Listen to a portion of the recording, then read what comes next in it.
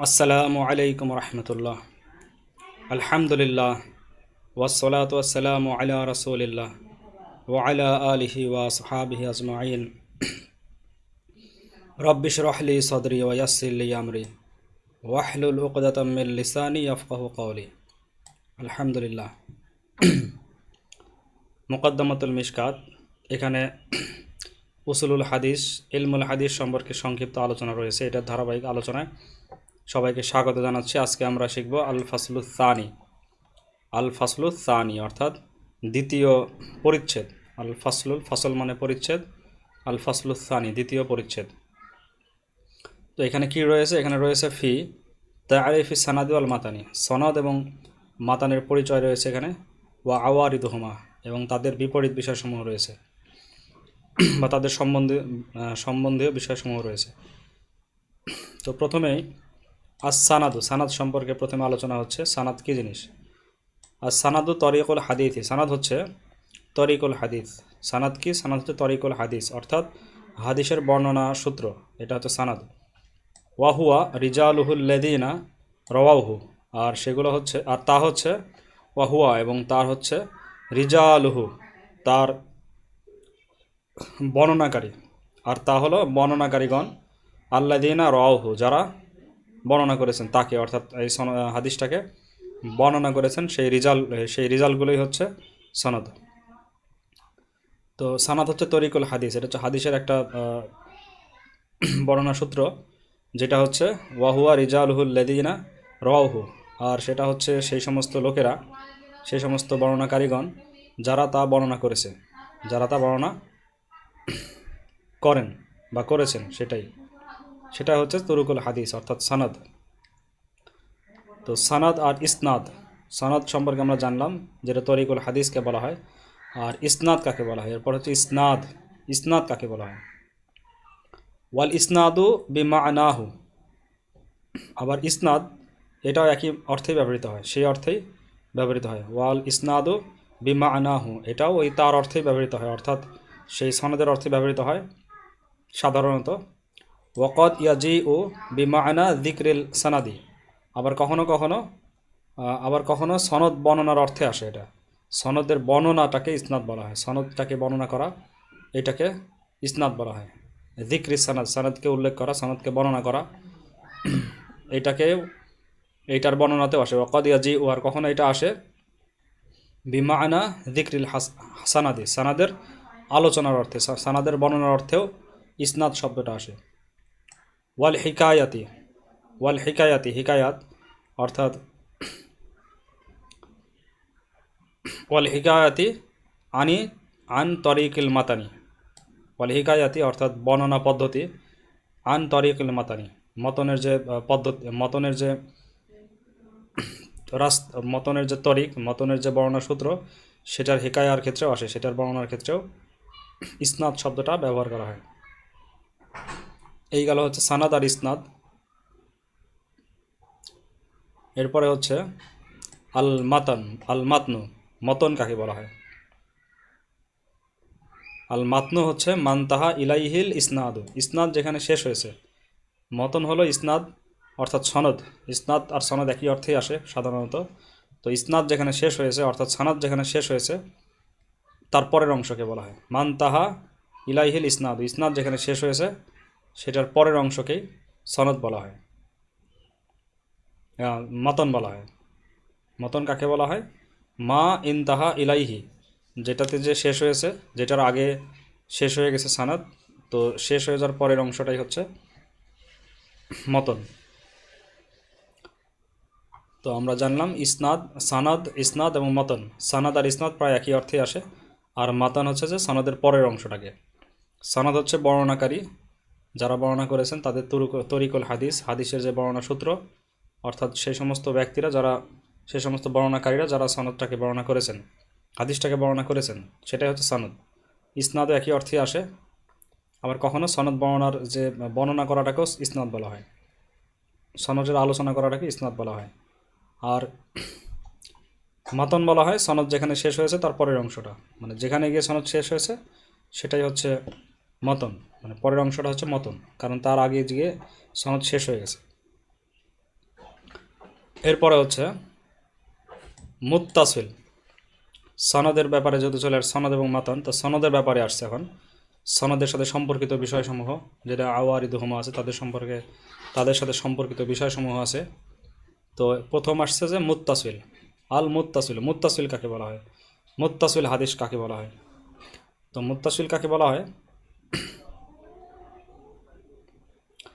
ফাইল্লাম ইয়াসকুদ রহুই মিনাস সানাদি। ফাইল লাম ইয়াসকুদ রহুই, লাম ইয়াসকুদ ফাইন। ফা মানে হচ্ছে যে অতঃপর, অর্থাৎ সনদ যে বর্ণনা করা হয়েছে, সনদের পরে মতন আসছে, এই যে সনদ যেটা আছে সেই সনদে ফাইল্লাম ইয়াসকুদ রহুই, যদি কোনো রাবি না পড়ে যায়, যদি কোনো বর্ণনাকারী বাদ না পড়ে, ফাইল্লাম ইয়াসকুদ রহুই, যদি কোনো বর্ণনাকারী বাদ পড়েনি, এরকম হয় যে একটা বর্ণনাকারীও বাদ পড়েনি, মিনাস সানাদি, কোথা থেকে? সানাদ থেকে যদি কোনো বর্ণনাকারী বাদ পড়েনি, এরকম যদি হয়, ফাল হাদিসু মুত্তাসিলুন, তাহলে সেই হাদিসটাকে বলা হয় মুত্তাসিল। তাহলে মুত্তাসিল হাদিস বলা হয় যেটা সনদ থেকে কোনো রাবি বাদ পড়েনি, প্রত্যেকটা রাবি সেই সনদের মধ্যে আছে, সেটাকে বলা হয় মুত্তাসিল।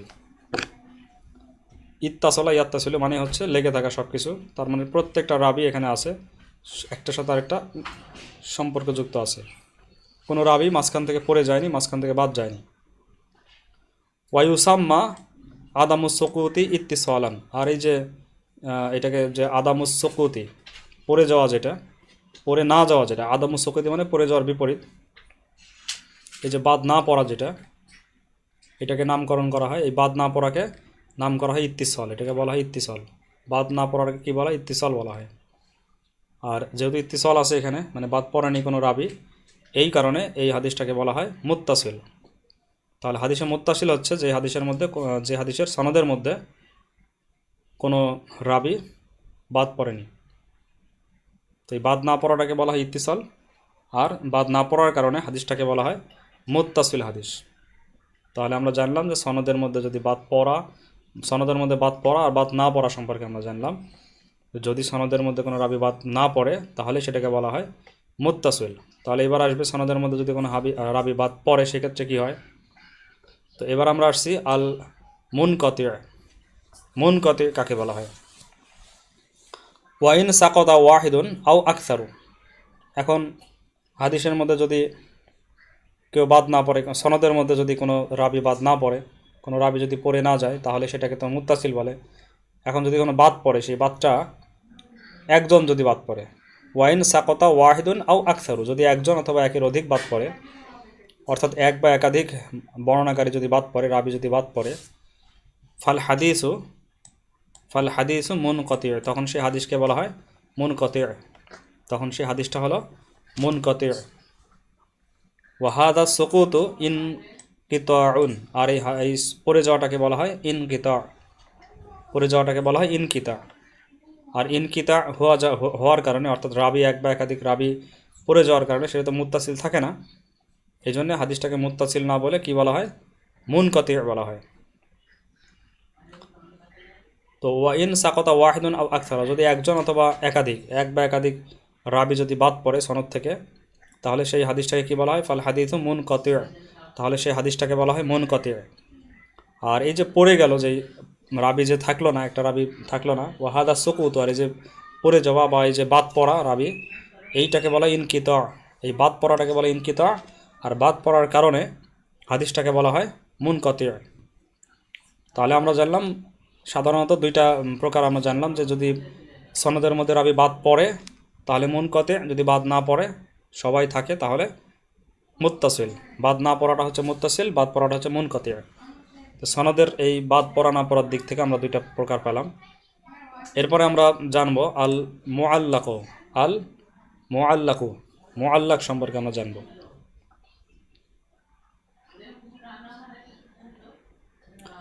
তো মুআল্লাক কি?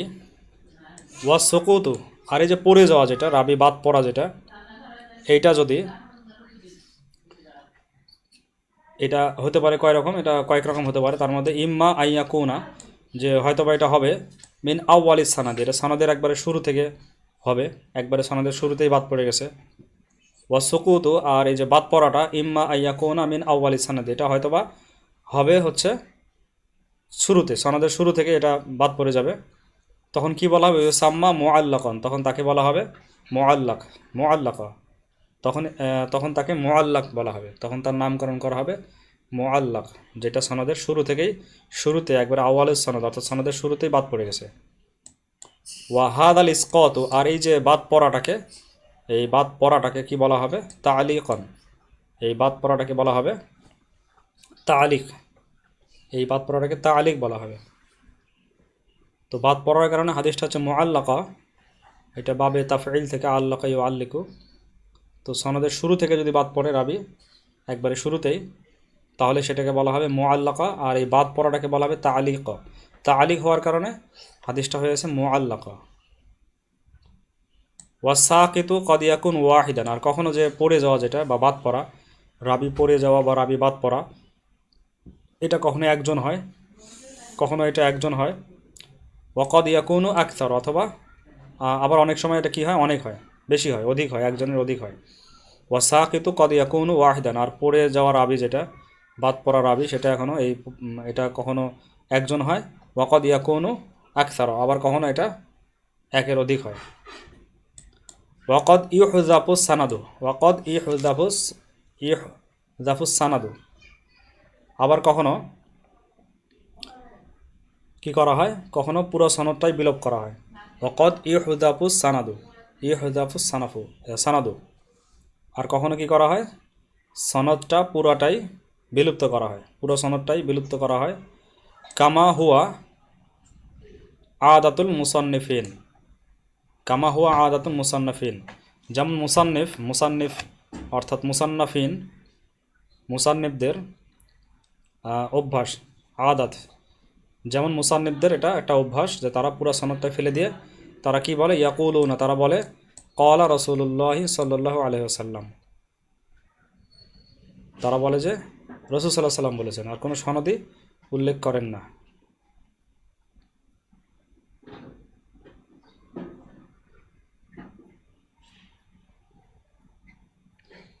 তো এইটা হচ্ছে মুসান্নিফরা সাধারণত এরকম করেন, কোনো সনদে উল্লেখ করেন না, তখন এটাকে তালিক বলা হয়। তালিক অর্থাৎ কোনো সনদে উল্লেখ করেননি, সরাসরি বলেছেন রাসূল সাল্লাল্লাহু আলাইহি ওয়াসাল্লাম বলেছেন, সরাসরি তারা বলেন যে রাসূল সাল্লাল্লাহু আলাইহি ওয়াসাল্লাম বলেছেন। এটা হচ্ছে মুসান্নিফদের এটা আদাত। এরপরে আমরা জানবো তালিকাতুল বুখারী, বুখারী রহমতুল্লাহ আলাইহির তার কিতাবুল বুখারীতে তালিক সমূহ, মুআল্লাকা সম্পর্কে আমরা জানবো, মুআল্লাকা হাদিস অর্থাৎ তালিক সম্পর্কে। ওয়া তালিকাতু কাসীরাতুন ফি ফি তারাজিমি সহিহিল বুখারী, আর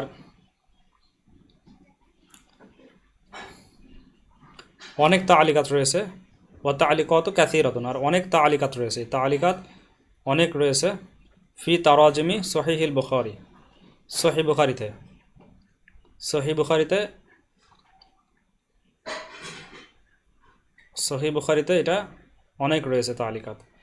ওয়ালাহা হুকমুল ইত্তিসালি, আর তার যে হুকুম অর্থাৎ সহিহ বুখারীর যে তালিকাত, এইগুলোর হুকুম হচ্ছে, ওয়া এখানে তবে আসছে যে তবে, লাহা তার হুকুমগুলো হচ্ছে হুকমুল ইত্তিসালি, তার হুকুম হচ্ছে ইত্তিসালের হুকুম। এগুলোর হুকুম হলো তালিকাতের হুকুমটা হচ্ছে ইত্তিসালের হুকুম এগুলো।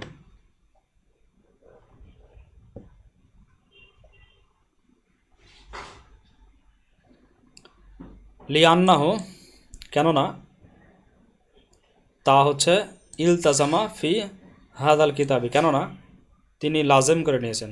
লিয়ান্নাহ, কেননা তিনি অর্থাৎ বুখারী রহমতুল্লাহ আলাইহি ইলতাজামা, তিনি লাজেম করে নিয়েছেন, জরুরি করে নিয়েছেন যে ফি হাদাল কিতাবে, তার এই কিতাবে, আল্লাহ ইয়াতি ইল্লা বিস সহি, যে তিনি তার কিতাবে সহি বাদে অন্য কোনো সনদ নিয়ে আসবেন না। আই আল্লাহ ইয়াতিয়া ইল্লা বিস সহি, আল্লাহ ইয়াতিয়া ইল্লা বিস সহি, তিনি সহি ব্যতীত অন্য কোনো হাদিস গ্রহণ করবেন না বলে তিনি নিজের উপরে এটা আবশ্যক করে নিয়েছেন। এই কারণে বুখারী যে তালিক, বুখারী যে সনদ ফেলে দিয়ে সরাসরি রাসূল সাল্লাল্লাহু আলাইহি ওয়াসাল্লাম বলেছেন বলা, এইটা হচ্ছে ইত্তিসালেরই হুকুম হবে এটাতে, কারণ তিনি নিজের উপরে জরুরি করে নিয়েছেন যে তিনি তার কিতাবে সহি ব্যতীত অন্য কোনো হাদিস নিয়ে আসবেন না। ওয়ালাকিন্নাহা লাইসাত ফি মারতাবাতি মাসা নিদিহি, কিন্তু কিন্তু এগুলো বা তবে এগুলো লাইসাত ফি মারতবাতি মাসানিদিহি, এগুলো মুসনাদের পর্যায়ে পরিগণিত হবে না। তবে সেই সমস্ত হাদিস যেগুলো রাসূল সাল্লাল্লাহু আলাইহি সাল্লাম বলেছেন বলে উল্লেখ করেছেন, সেগুলো যদি সনদ উল্লেখ না থাকে, তাহলে এগুলো মাসানিদের সনদ উল্লেখ থাকা যে সমস্ত হাদিস, মানে মাসানিদ, এই সনদ সহকারে যে সমস্ত হাদিস, তাদের মর্তবায় তারা যাবে না, তাদের পর্যায়ে মুসনাদের পর্যায়ে পরিগণিত হবে না ওই সমস্ত তালিকাতগুলো। ইল্লা মা যাকারা মিনহা মাসনাদান ফি মাউদিইন আখর মিন কিতাবিহি, তবে এছাড়া যে ইল্লা মা যাকারা মিনহা, ইল্লা মা যুকিরা মিনহা, ইল্লা মা যুকিরা মিনহা মুসনাদান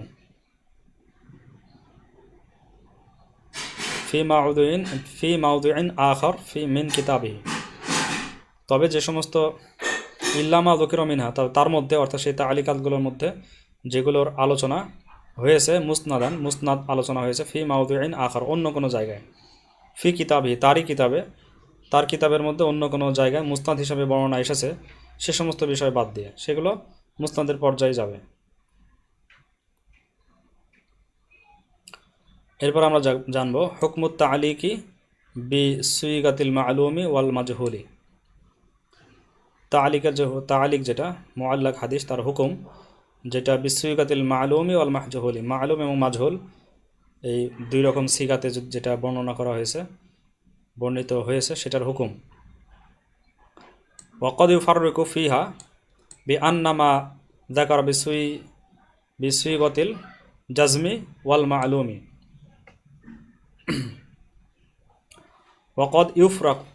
ওয়াকাদ ইউফাররিকু ফিহা,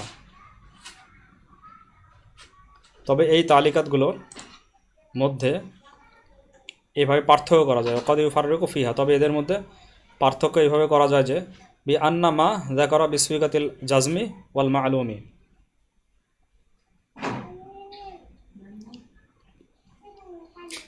যে বিআন্না মা যুকিরা বিসুইগাতিল জাজমি ওয়াল মালুমি, তিনি যেসব হাদিসকে দৃঢ় বিশ্বাস সূচক শব্দ এবং মারুফের সিগা দ্বারা বর্ণনা করেছেন। বিসুইগাতিল জাজমি অর্থাৎ দৃঢ় বিশ্বাসের যে সিগা দ্বারা, ওয়াল মালুমি এবং মারুফ মানে পরিচিত জানা সিগা দ্বারা দৃঢ়তার সাথে তিনি বর্ণনা করেছেন, সেগুলো একরকম, সেগুলো পার্থক্য করা যায়। কা কৌলিহি, যেমন তার কথা, কলা ফুলানুন, অমুক ব্যক্তি বলেছেন, আও যাকারা ফুলানুন, অথবা অমুক ব্যক্তি উল্লেখ করেছেন, অমুক ব্যক্তি বর্ণনা করেছেন।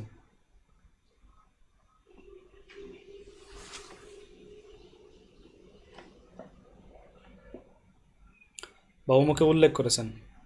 দাল্লা আলা সুবুতি ইসনাদিহি ইনদাহু, এটার দলিল পেশ করে, এটা দ্বারা এটাই বোঝা যায় যে আলা সুবুতি ইসনাদিহি ইনদাহু, যে তার নিকট এর ইসনাদের সুবুত আছে, তার নিকট অর্থাৎ ইমাম বুখারী রাহমাতুল্লাহির নিকট এই হাদিসটির সনদ রয়েছে, তার ইসনাদ রয়েছে। ফাহুয়া সহিহুন কতআন, তাহলে সেটা হচ্ছে সহি হবে, সেটা নিঃসন্দেহে, কতআন মানে নিঃসন্দেহে সেটা সহি হবে। ওয়ামা যাকারাহু বিসুইগাতিল তামরিদি ওয়াল মাজহুলি, আর তিনি যেগুলো উল্লেখ করেছেন বিসুইগাতিল তামরিদি ওয়াল মাজহুলি, যেটা তিনি দুর্বল এবং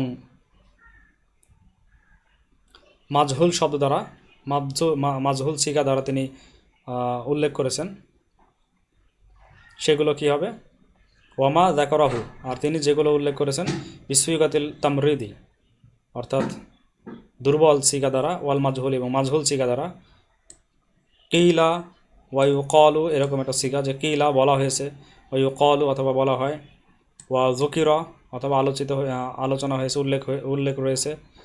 ফাফি সিহ্হাতিহি ইনদাহু কালাম, তাহলে তার সিহ্হাতের ব্যাপারে, তার সহি হওয়ার ব্যাপারে তার নিকটেই কথা রয়েছে, তার নিকট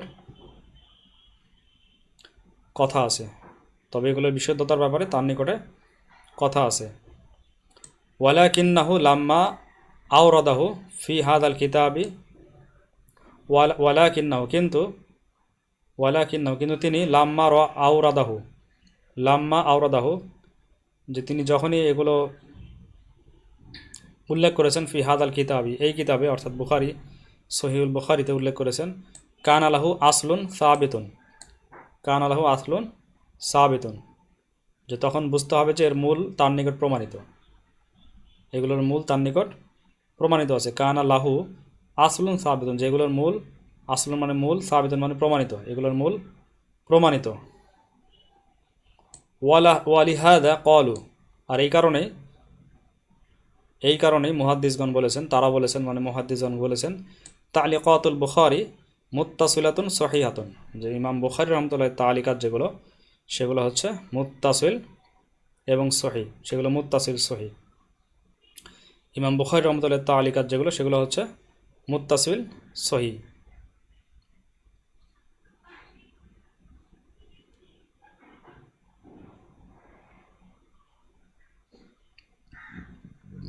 তো আজকে এই পর্যন্তই আমরা ইমাম বুখারী রাহমাতুল্লাহ তালিকাত সম্পর্কে জানলাম, যেটাতে সনদে রাবি পড়ে যায়, এটাকে মুআল্লাকে হাদিস বলা হয়।